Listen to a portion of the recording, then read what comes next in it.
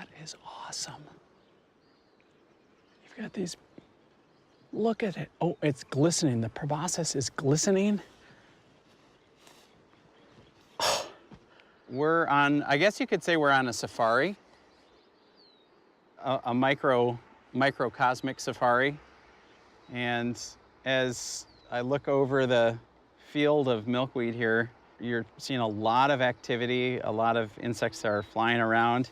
This is going to be invisible to most people, other than they see these little pink pom-poms as they drive by, and they probably don't give it a second thought. But take a little extra time, and you're going to see that those little pink pom-poms are a world unto themselves, with all these strange, charming little life forms.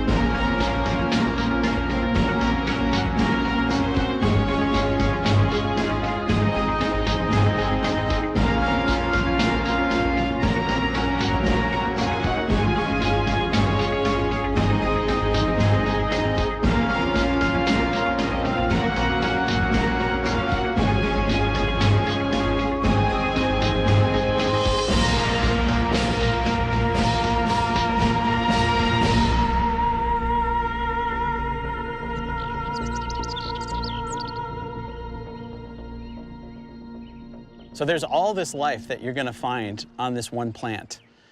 Bees, to wasps, to beetles, to, well, probably the most charismatic, the monarch butterfly. One of the defining characteristics of monarchs is that they are tied to this milkweed. That is their plant.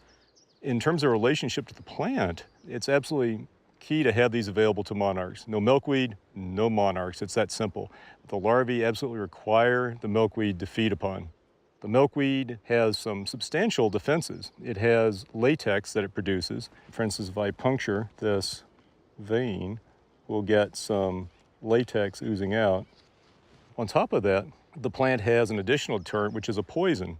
The monarch can deal with this. So eggs are laid on here. Monarch caterpillars, larvae, feed on the plant. Not only are they able to successfully graze upon the milkweed despite the latex gumminess and despite the poison, they're actually able to incorporate some of that poison into their own bodies and use that as a defense against predators themselves.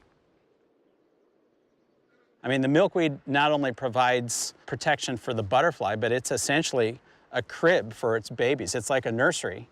So what happens if you don't have a nursery? Your numbers are going to decline. And that is the very serious threat that is facing monarch butterflies right now. So here, it's great because we're a national park. Milkweeds are protected. But of course, one of the things that make monarchs so special is this epic migratory journey that they make, with different generations traveling throughout North America. This great little patch of habitat here isn't enough. Once you get outside these protected places, those milkweeds right now are on the decline. And that's mostly because of herbicides. One of the things with milkweed is that they're very effective at colonizing areas that are disturbed. So a classic example of wonderful milkweed habitat are the hedgerows in between row crops. There has been some genetic engineering more recently that have made crops more resistant to herbicides, which means that greater amounts and higher concentrations of herbicides can be applied, and in many cases this is finally too much for the milkweed. When the milkweed goes, the monarchs go as well.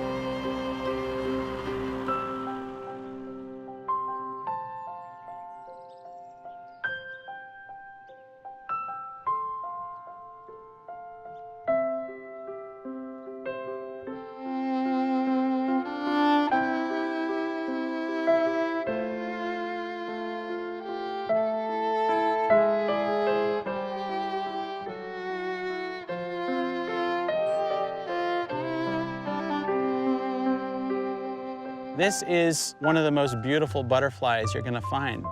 Orange and black stained glass windows that are kind of fluttering through the meadow.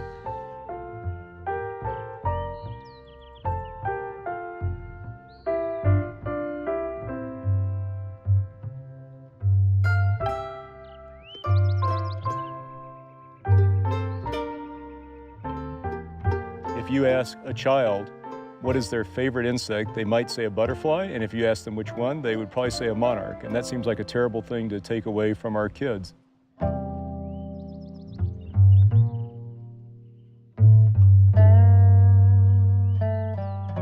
You know, there's that John Muir quote, pull on one thing in nature and you'll find the rest of the universe hitched to it. Just look at one milkweed plant and you will find a whole universe.